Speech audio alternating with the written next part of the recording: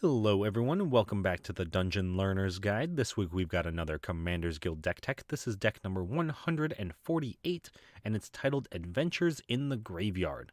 And if you haven't seen the show before, what we are doing is randomly selecting a card from scryfall.com, working with a budget of $100 or less, and building a commander deck for Magic the Gathering around a theme of the chosen card.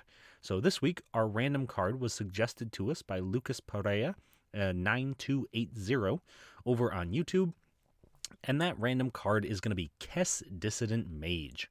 So Kess is 1 blue, black, red for a 3/4 human wizard. She has flying, and during each of your turns, you may cast an instant or sorcery card from your graveyard.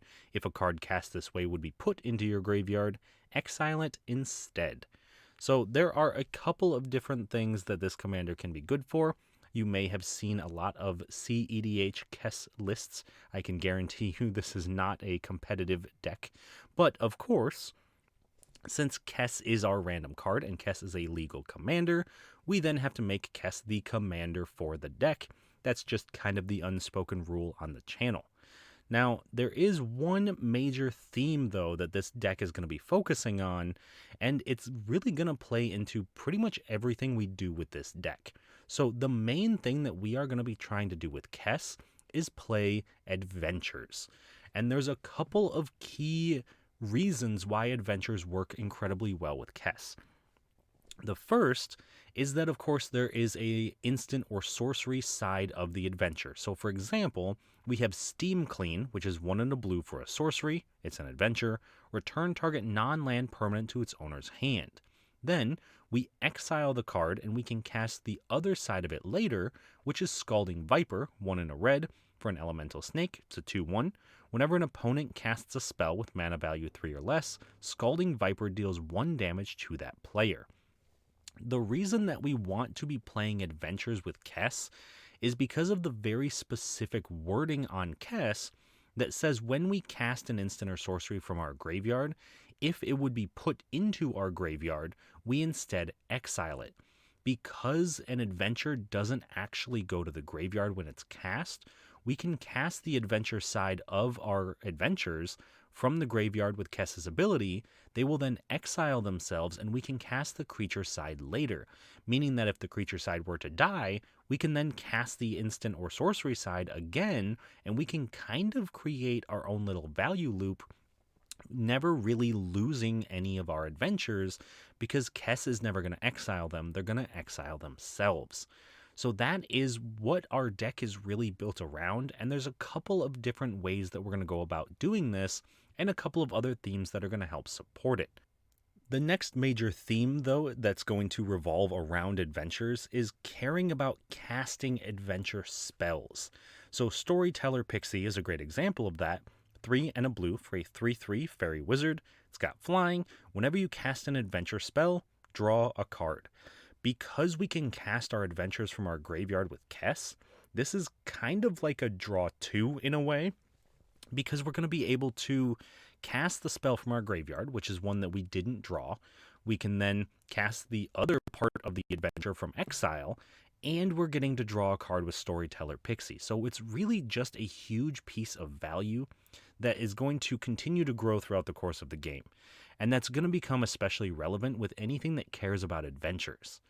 Now, the other theme that we need to focus a little bit on is caring about instants and sorceries. Since most of the cards that we want to be casting are adventures, and adventures are just inherently going to be instants and sorceries on at least half of the card, then we can use cards like Gutter Snipe to help us advance our game plan and, honestly, in most cases, just win the game. Because Gutter Snipe is 2 and a red for a 2/2 Goblin Shaman. Whenever you cast an instant or sorcery spell, Gutter Snipe deals 2 damage to each opponent. Ideally, we are going to be casting a lot of instants and sorceries throughout the course of the game. We're going to be drawing more cards with Storyteller Pixie and other cards like it, and doing damage with Gutter Snipe, so we can kind of just win the game by just doing what our deck is designed to do, and not even have to worry about attacking when we can just do kind of incidental damage. So that is the main game plan here. And since we've talked a little bit about our themes, it only then makes sense to go into some of our key cards as well.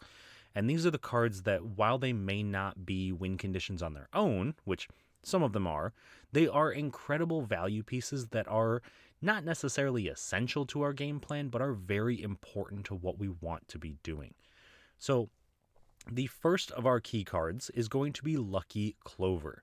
So we talked about caring about casting adventures, and we specifically talked about drawing cards when we cast adventures, but Lucky Clover lets us double up on every single adventure we cast because it's simply just 2 mana for an artifact.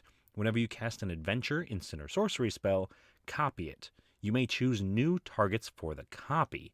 If we're doubling up on every single adventure we cast, we can very easily outvalue the rest of the table because we're going to be doing damage, we're going to be drawing cards, we're going to be just generating some sort of value, whether it's removal, whether it's card draw, whether it's anything else that's going on. Double the adventures means that we are getting 2 spells every single time we cast one, which is a lot more than our opponents should, in theory, be getting. So Lucky Clover really is an all-star in this deck, and if we can get it down as early as turn 2, there's not much that's going to stop us from that point on. But that is only key card number 1, and key card number 2 is going to look very different than Lucky Clover, but still play nicely with adventures, and that is going to be Prosper Tomebound. So Prosper is 2 black and a red for a 1/4 Tiefling Warlock. He's got Death Touch, and at the beginning of your end step, exile the top card of your library. Until the end of your next turn, you may play that card, and also whenever you play a card from exile, create a treasure token. This is especially relevant because adventures cast themselves from exile after we've cast the adventure side of the card. So when we're casting the permanent side, whether it's an enchantment or an artifact or a creature, it doesn't really matter.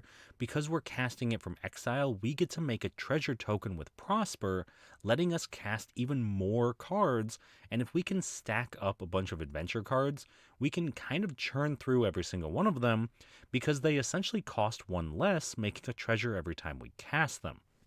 That alone helps us really outvalue the rest of the table. And if you've ever played against a Prosper deck, you know just how out of hand that can get. So imagine that when we can double up on our adventures, or when we can cast stuff out of our graveyard, it really does put in a ton of work. And yes, I know it's $11, which is a huge chunk of our price tag, but I do think it's worth it in the long run if you're able to squeeze it in. And then finally, our last key card is going to be Lozan Dragon's Legacy. Lozan was the signpost uncommon for the draft in Commander Legends Baldur's Gate, so it really gives you an idea of what we want to be doing. It's 3 blue and a red for a 4/2 Dragon Shaman. They've got flying. Whenever you cast an adventure spell or a dragon spell, Lozan Dragon's Legacy deals damage equal to that spell's mana value to any target that isn't a commander. Since we have so many adventures in this deck, and if we're being perfectly honest, a lot of those adventures do actually they do wind up being dragons.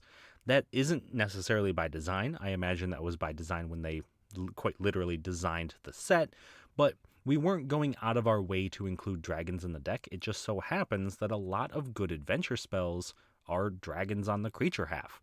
So we can cast, say, a 2 mana adventure spell, do 2 damage with Lozan, then cast a 5 mana dragon spell, do 5 more damage, and that really starts to chip away at the table because we can remove blockers, we can remove combo pieces, we can just hit our opponents in the face, and then on top of it all, Lozan is a 4/2 with flying. Being able to chip in for 4 every single turn can really start to add up quickly, and no matter what we're doing, if we're just playing our game plan and casting adventures, we can do a ton of damage and probably close out the game very, very quickly. So those are our key cards for this week, and the next thing I want to do for this deck tech is take a look at some cool interactions. These are the cards that synergize very well together, and in some ways create their own little synergy and value, just doing their thing. So the first pair of cards that I would like to talk about is Hearth Elemental and Cruel Somnophage. So first up, Hearth Elemental, 5 and a red for an elemental, 4/5. This spell costs X less to cast, where X is the number of cards in your graveyard that are instants, sorceries, and or have an adventure. Then it also, of course, has an adventure side, which is Stoke Genius, 1 and a red, sorcery, discard your hand, then draw 2 cards. Now, in a perfect world, we could have 5 instants, sorceries, and adventures in the graveyard, so Hearth Elemental costs a single red for a 4/5, and we could get that by just casting our spells and maybe things die in combat and doing whatever we've got to do, or we can use Cruel Somnophage, or more specifically, Can't Wake Up, which is 1 and a blue for a sorcery. Target player mills 4 cards. We can mill ourselves, and if we happen to hit 4 instant sorceries or adventures, Hearth Elemental already costs 2, which is a massive improvement from 6. And then, on top of all of that, we can cast Cruel Somnophage, which is 1 and a black for a star nightmare. Cruel Somnophage's power and toughness are each equal to the number of creature cards in all graveyards. Now, a couple of things. It is very important that you have at least 1 creature in someone's graveyard before you cast the Cruel Somnophage. Otherwise, it is a 0/0 and just dies outright. So make sure that you are milling some creatures with it. But if you really need to have Cruel Somnophage do something, you can always use Hearth Elemental to discard your hand and draw 2 cards, presumably discarding some creatures, ideally, and then being able to cast Cruel Somnophage. So these 2 cards work very well together, and each of them kind of bounces off of the other. I imagine that since they were printed in the same set, that's kind of by design, but I still thought it was a cool interaction and wanted to mention it. Moving into our next cool interaction, this one is going to be between Mizzix Replica Rider and Sage of the Beyond. So Mizzix is 4 and a red for a 4/5 Goblin Wizard. She has flying, and whenever you cast a spell from anywhere other than your hand, you may pay 1 and a hybrid blue-red. If you do, copy that spell, and you may choose new targets for the copy. If the copy is a permanent, it gains haste, and at the beginning of your end step, sacrifice this permanent. Already, this is incredibly powerful, because all we've got to do is spend an extra 2 mana, and we can copy any of our adventure spells when we cast them from exile. The reason that that's going to be relevant, and that 2 mana in particular is going to be relevant, is because we also have Sage of the Beyond, which is 5 blue for a 5/5 Spirit Giant. It's got flying. Spells you cast from anywhere other than your hand cost 2 less to cast, and Foretell for 4 and a blue. Now, if you've put the math together, we can have both of these cards in play and cast our creatures from exile as adventures for their normal casting cost, because they now cost 2 less, but we can spend 2 more to copy that spell. So for their normal casting cost, we can get 2 versions of the card that we want to be casting, which I probably don't need to explain why that's so powerful, but being able to get double copies of Hearth Elemental or double copies of Cruel Somnophage or any other of our massive creatures can really close out a game and put us leagues ahead of our opponents. So obviously, both of these on their own, very powerful cards and definitely worth the inclusion in the deck, but together they really speed up the power and push us pretty far ahead in terms of the game. But those are all of our cool interactions for this week, and so the next thing we've got to do is take a look at the price of the deck. And this week, we came in at $60.46, so relatively budget, not quite halfway, but pretty darn close. And a surprising number of that is from Virtue of Persistence, which is a massive $14.74. So the sorcery side of it is Lockthwain Scorn, 1 and a black. Target creature gets -3/-3 until end of turn. You gain 2 life. Then it also has the enchantment side of it, Virtue of Persistence, which is 5 black. At the beginning of your upkeep, put target creature card from a graveyard onto the battlefield under your control. Being able to reanimate something every single turn is incredibly powerful. Even if we're just getting our adventure cards that might have died, it's still pretty good, but we can also steal some of our opponent's best cards. Maybe we kill off their big bomb, we can get it back. We kill off their combo piece, we can get it back. Anything like that, and it really just becomes our plaything.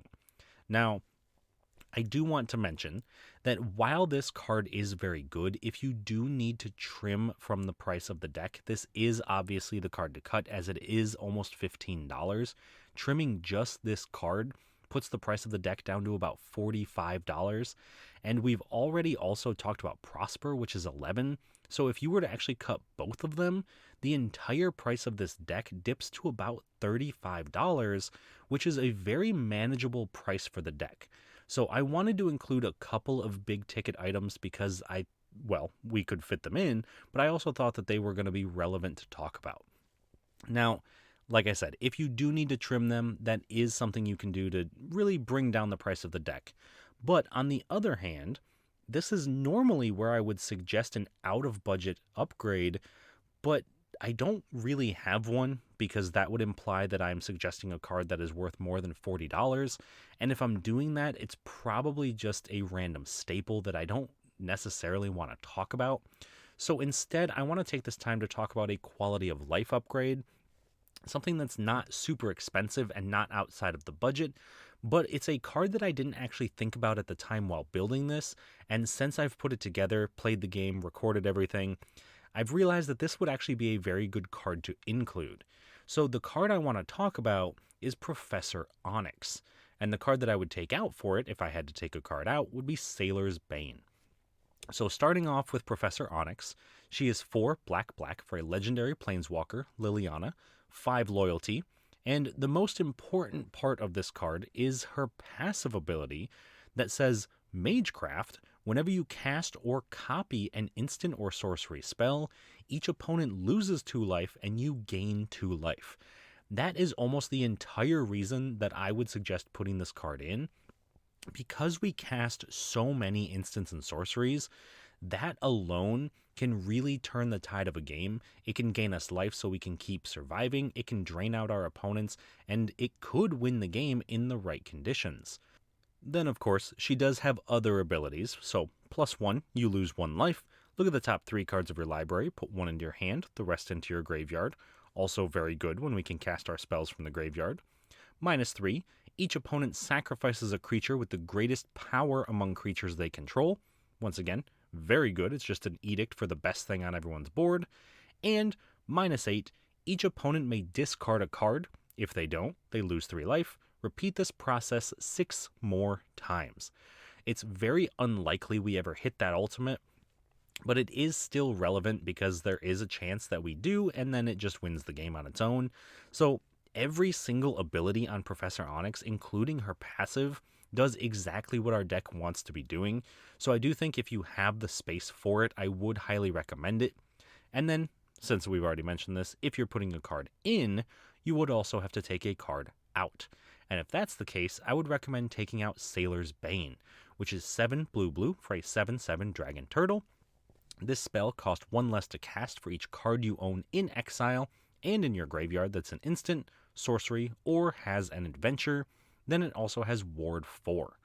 So while this could be a 2-mana 7/7 Ward 4, which is very powerful, it unfortunately doesn't do much, right? It cares about adventures and it cares about instants and sorceries, but it itself is none of those things, and it doesn't have trample, it doesn't have flying, it has no evasion to get through on attacking. So most of the time, this is going to be probably not 2 mana, maybe if we're lucky, maybe about 4 mana for a 7/7 with Ward 4 that just gets chumped by 1/1s all day until eventually our opponents find a way around it. So that's not really what we want to be doing, and it's not the value piece that's really going to win us the game in the way that a lot of our adventures are. So if you're looking for a nice quality of life upgrade, I would recommend Professor Onyx over Sailor's Bane. But if you don't mind the deck as it is and would like to keep it pretty cheap, Sailor's Bane is still a decent include. Now, with all of that being said, that is pretty much our deck tech. Before we get into the game, though, I do want to take a second to highlight some of the ways that you can help support the channel if that's something you're interested in doing. And of course, you can check us out on Twitter, Reddit, send us an email. All of those are great ways to reach out and help support us. But if you're looking to support the channel a little bit more directly, other than, of course, just liking the video and subscribing to the channel, you can find us over on Patreon, patreon.com/dungeonlearnersguide, and right here on YouTube as a channel member, where you get a ton of awesome things like access to a Discord server where we brew up the decks and also play the games for the channel. So if you want to be on the channel, that's a great way to do it. You get a random card sent to you every single month.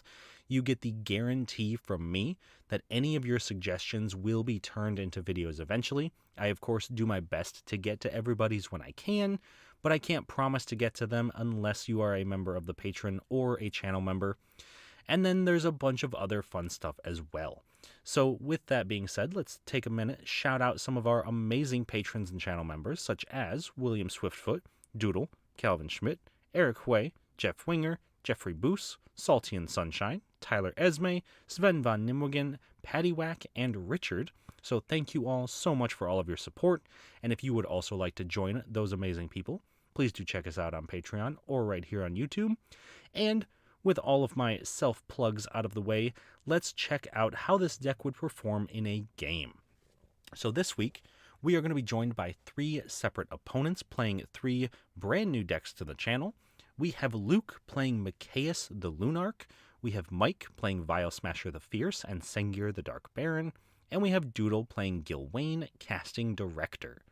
So starting off with Luke and his Kess deck, this is a bit of a thought experiment that he's been working on for a little while. This is an entirely bulk rare commander deck. So when he says bulk rares, he's talking about rares that are 25 cents or less. That means that he can't actually play commons or uncommons. They have to be rare, and they have to be 25 cents or less.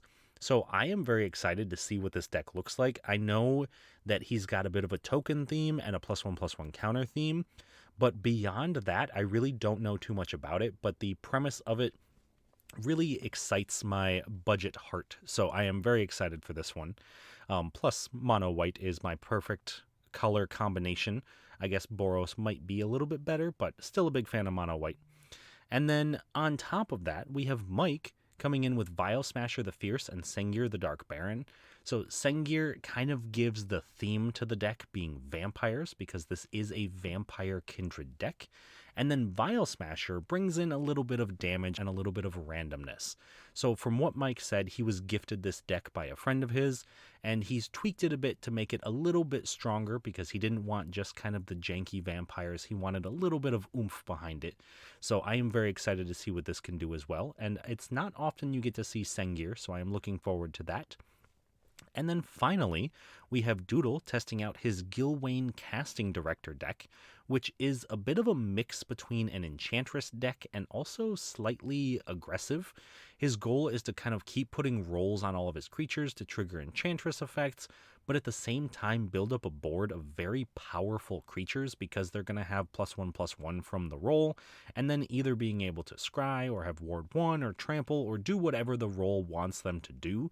So I'm very excited for this one as well. Honestly, this entire game, every single opponent, every single deck looks like a ton of fun. So I am very much looking forward to this. So let me know down in the comments which of our opponents you think is going to be the most difficult for us to face, and get your predictions in now for who you think is going to win. I love to hear the predictions, so let me know what you think. Hopefully you enjoy it. I'm sure I certainly will, and I will talk to you all once it's done. At the start of the game, I go first, followed by Luke, Mike, and then Doodle. On my first turn, I play a Temple of Enlightenment, scrying 1. Luke plays a Plains. Mike plays a Mountain and casts Falconwrath Pitfighter. Doodle plays a Forest and casts Avacyn's Pilgrim. I play a Swamp and cast Charcoal Diamond. Luke plays a Plains and casts his commander Kess the Lunarch for X=1 so that he enters with a +1/+1 counter. Then he can tap Kess to either put another counter on himself or remove a counter from him to put a +1/+1 counter on each other creature he controls. Mike plays a Sulphurous Springs, then attacks Luke for 2, and in his second main phase, Mike activates the Pit Fighter's ability, sacrificing itself and discarding a card to draw 2 cards. Doodle plays a Forest and casts his commander, Gilwain, Casting Director, letting him put his choice of a Royal, Sorcerer, or Monster roll on his creatures when they enter the battlefield. When Gilwain enters, Doodle chooses to put a Royal roll on him, giving him +1/+1 and Ward 1. I play a Mountain, cast a Soul Ring, and then cast Lausanne Dragon's Legacy, so whenever I cast a dragon or adventure spell, Lausanne deals damage equal to its mana value to any target that isn't a commander. Luke plays a Plains and casts Druidic Satchel, letting him pay 2 mana to reveal the top card of his library, putting it into play if it's a land, making a Saproling token if it's a creature, and gaining 2 life if it's a non-creature, non-land. Mike plays a Swamp and casts his commander Vile Smasher the Fierce, letting him do damage to a random opponent equal to the mana value of the first spell he casts each turn. Doodle plays a Plains and casts Delighted Halfling, having it enter with a Royal roll, so it gets +1/+1 and Ward 1. He also casts Warchanter's Scald, which also enters with a Royal roll, and makes a 2/1 Dwarf Berserker token whenever it becomes tapped, as long as it's enchanted or equipped. After that, he attacks Mike for 3 with Gilwain and passes. I cast my commander, Kess, Dissident Mage, letting me cast 1 instant or sorcery from my graveyard on each of my turns, exiling it as it resolves. I also cast Lucky Clover, copying any adventure spells that I cast, then I play a Rakdos Carnarium, returning Temple of Enlightenment to my hand. In response, Luke taps Mikaeus, putting another +1/+1 counter on him, and then finally I attack Doodle for 4 with Lausanne and pass.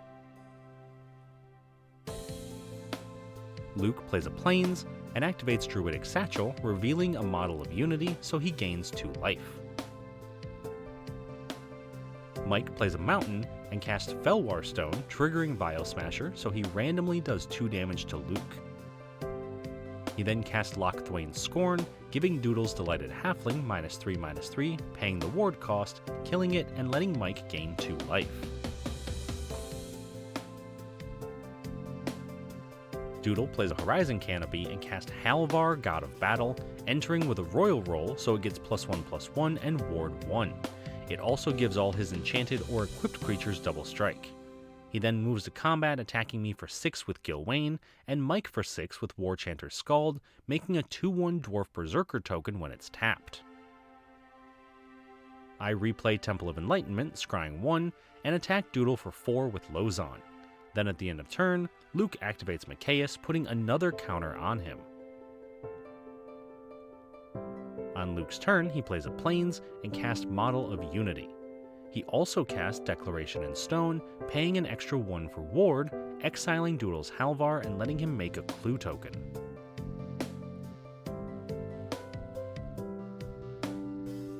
Mike plays a Swamp and casts Reckless Handling, searching his library for an artifact, in this case Chimmel the Inner Sun, putting it into his hand, then discarding a card at random, which ends up being Blood Artist. This also triggers Vile Smasher, doing 2 damage to Doodle. Doodle plays a Forest and casts Toski, Bearer of Secrets, letting him draw a card whenever a creature he controls deals combat damage to an opponent. This also enters with a Royal roll, getting +1/+1 and Ward 1. Then he casts Sanctum Weaver, also entering with a Royal roll, getting +1/+1 and Ward 1. Once the Weaver has resolved, but before the roll can be attached to it, Mike casts Hagra Mauling, destroying it, triggering Vile Smasher, doing 4 damage to Luke. Once that's resolved, Doodle attacks Mike for 9 with Gilwain, the Scald, and a Dwarf token, making another Dwarf token. Mike then blocks and kills the token, while Doodle draws 2. I play an island and cast Sapphire Dragon, triggering Lausanne, doing 7 damage to Doodle. I also attack Doodle for 4 with Lausanne. Then, at the end of my turn, Luke activates Mikaeus, putting a +1/+1 counter on him. On Luke's turn, he activates Druidic Satchel, revealing Myojin of the Blooming Dawn, making a 1/1 Saproling token. He then plays a Plains and casts Skyboon Evangelist, supporting 6 when it enters, so he puts a +1/+1 counter on each of his other creatures, and it gives flying to any creature with a counter when it attacks one of his opponents. Mike casts Chimmel, the Inner Sun, preventing his spells from being countered and letting him discover 5 at the beginning of his end step. This also triggers Vial Smasher, doing 6 damage to me. He then moves to his end step, discovering 5, revealing Horn of the Mark, casting it, letting him look at the top 5 cards of his library when he attacks with 2 or more creatures, revealing a creature from among them and putting it into his hand. Doodle plays a Forest and casts Austere Command, destroying all creatures with mana value 4 or greater and all artifacts. He then attacks me with all of his creatures for 10 total damage, making another Dwarf token and drawing 4 cards with Toski.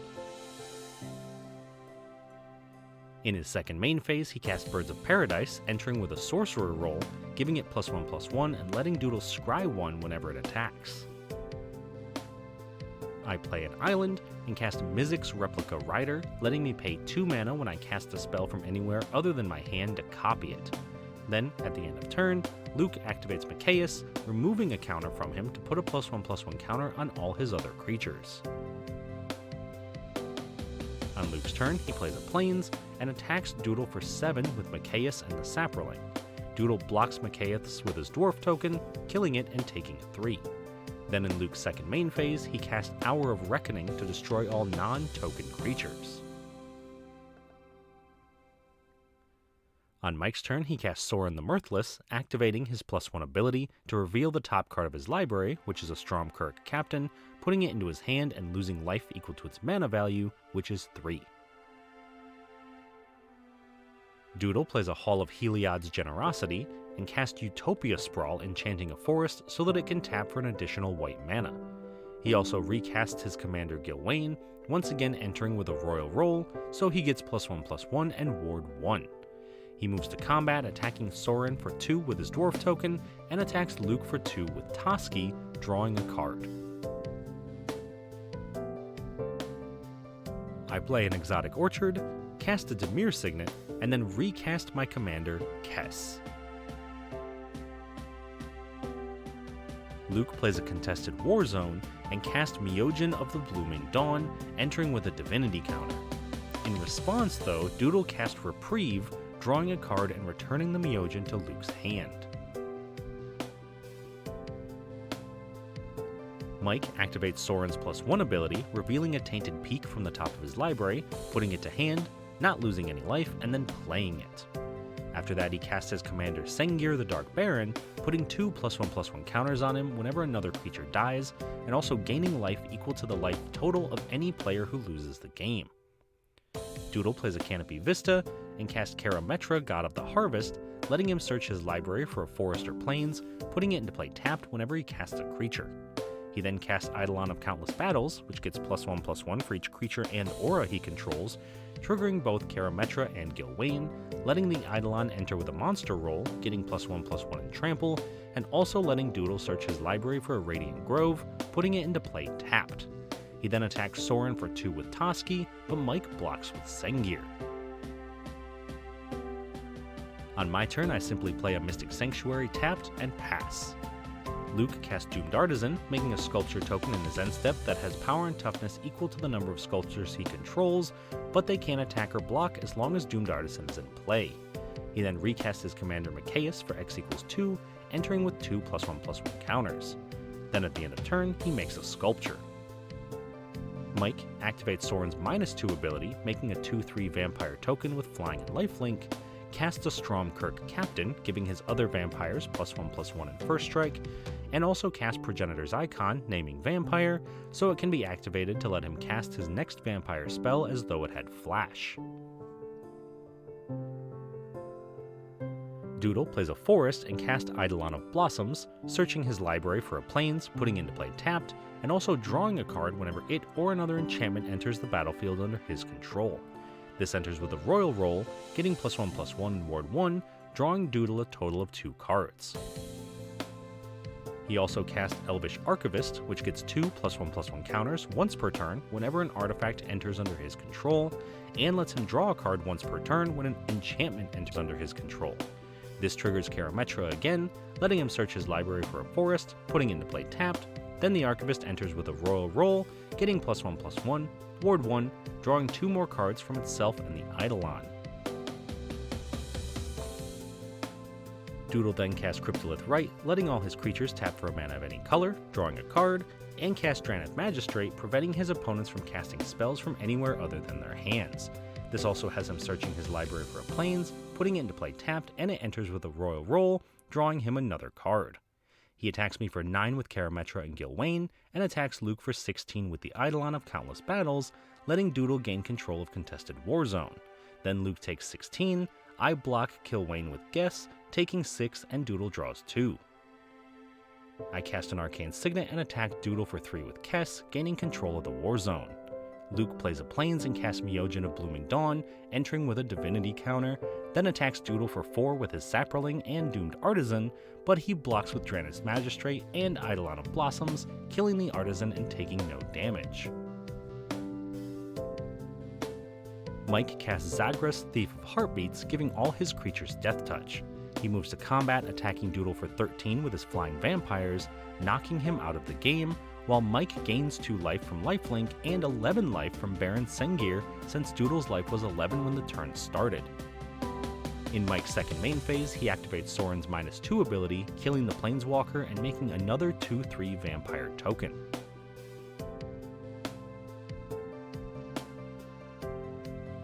On my turn, I cast Can't Wake Up, milling myself for 4, then I cast Cruel Somnophage, which has power and toughness equal to the number of creatures in all graveyards, which is 7.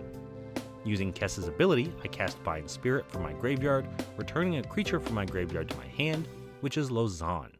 I then cast and equip Ghost Lantern to Kess, letting me put a +1/+1 counter on her when another creature I control dies.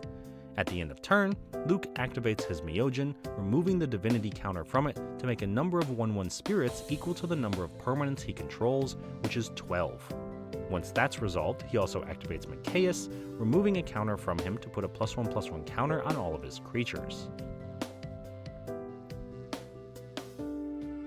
Luke plays a Plains and casts Valiant Endeavor, rolling 2d6, destroying all creatures with power greater than or equal to one of the results, then making a number of 2/2 Night tokens with Vigilance equal to the other result. This has him destroying all creatures power 3 or greater, and making 1 Night token. Once that's resolved, Luke activates Mikaeus, removing the last counter from him, killing his own commander, to put a +1/+1 counter on all his other creatures. He then attacks Mike for 39 with all 13 of his tokens, meaning he can block the Doomed Artisan, killing the Stromkirk captain and only taking 36 damage, going to just 2 life. On Mike's turn, he simply untaps and passes. I recast Lozan, Dragon's Legacy, equipping it with Ghost Lantern, letting me put a +1/+1 counter on it when a creature dies under my control. On Luke's turn, he attacks me for 30 with 10 spirits, and attacks Mike for 9 with 2 spirits and the Knight. Before blocks, Mike activates Progenitor's Icon, letting him flash in Markov Enforcer, fighting Luke's Knight token and killing it, making a blood token when it dies. Still before blocks, I cast Lagoon Breach, putting one of Luke's attacking spirits on top of his library. This also triggers Lozan, doing 2 damage to Mike, knocking him out of the game. Finally, I cast Aetherize, returning all attacking creatures to their owner's hands, and, in Luke's second main phase, he casts Zeriam Golden Wind, letting him make a 2/2 Griffin token whenever a Griffin he controls deals combat damage to an opponent.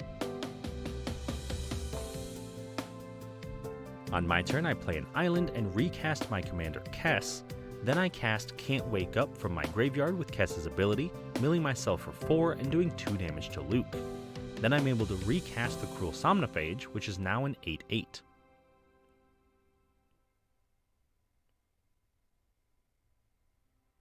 I move to combat, attacking Luke for 4 with Lozan, and in my second main phase, I re-equip the Ghost Lantern to Kess, letting me put a +1/+1 counter on her when a creature dies under my control.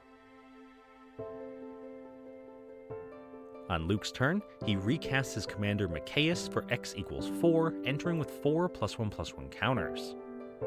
On my turn, I cast Sand Augury from my graveyard with Kess's ability, scrying 2, doing 2 damage to Luke. I then also cast Young Blue Dragon, doing 5 more damage to Luke with Lozon. This then lets me attack him for 7 in the air, knocking him out even when he blocks with Zeriam, winning me the game. Alright, so that was a sweet game. I will be perfectly honest, looking at the 4 decks that sat down, and especially the pop-off that Doodle had, I did not expect the mono-white bulk rare deck and the Grixis Adventure deck to be the final 2 standing at the table, but overall, it was a very, very cool game. So we'll start with Luke, we'll kind of work our way around the table and talk about what happened. So Luke's bulk rare deck was very impressive considering it was bulk rares, and you may have noticed in the video that he had full art matching lands. He specifically mentioned that those were actually the most expensive cards in the entire deck, which is some reason very, very funny to me. I love the fact that his lands were the most expensive part of that. It just really adds to the budgetness of the actual build. But being able to see Mikaeus and a ton of tokens was very impressive. I was actually very impressed by the Myojin that he played as well. Being able to make spirit tokens for every permanent you control, not just non-land permanent, is very rare. And so I think it put in a lot more work than I expected right up bat. Next up, Mike and his vampires, also very impressive. Definitely put on an aggressive style early on and was able to drop quite a few vampires into play. I think that if the board wipe hadn't happened from Luke, I think that there's a good chance that Mike would have wound up winning the game, but losing almost his entire board and then being attacked for 39 kind of seals the deal a little bit there, but still very, very cool. And I think the lifelink from the vampires really gives them a chance of doing the things that they want to do while still being able to knock out the table with the random damage from Vial Smasher. Next up, Doodle put on an amazing showing with his Gilwain deck. He was a little bit frustrated that we had to knock him out, which I completely understand because it's never fun to get ganged up on by the rest of the table. But I would like to state that I think it's a bit of an honor, shall we say, if you get arch-enemied out of the game, because it means that your deck did exactly what it was supposed to do, and that is what Doodle's deck did. He just kind of kept playing creatures and getting enchantments, and I was very impressed with Gilwain. Sitting down, I didn't expect it to do much. I was like, yeah, he'll get a few rolls and maybe trigger some enchantress effects. But being able to put in enchantment on every single creature you play when it enters the battlefield is very powerful as an effect, and it's one that I definitely overlooked going into this game, and I will be keeping an eye on that one in the future. So very, very cool showing from Doodle. And then last but not least, we got to talk about our own deck, of course, doing exactly what we wanted to do. We were casting adventures. We got to kind of loop a couple of cards in and out of the graveyard, specifically that Cruel Somnophage, which was very, very sweet. And then being able to just kind of dominate the airspace in this game was very useful. I didn't anticipate us being the flying deck at the table, but after the game, I took a look through the deck and I realized we do actually have quite a few adventures that fly. So we have a different aspect of the deck that I didn't even consider putting this deck together, and I didn't even realize until the game started that we really can take control of what happens in combat, because most of our creatures can fly, and we can get in a lot more damage than I expected because of it. So that was a very cool surprise, and it was very nice to see. But obviously, we did come out the winner in the end, so adventures did do their thing. So let me know down in the comments what you thought of the deck, of the game, of the deck tech. Let me know if there's any cards you think that I should add to the deck, or maybe cards that just aren't worth the cut. And of course, let me know if you have any suggestions for future videos as well. So thank you all so much for watching. Hope you enjoyed it. I know I certainly did. And I will see you all on the other side of the Dungeon Learner's Guide.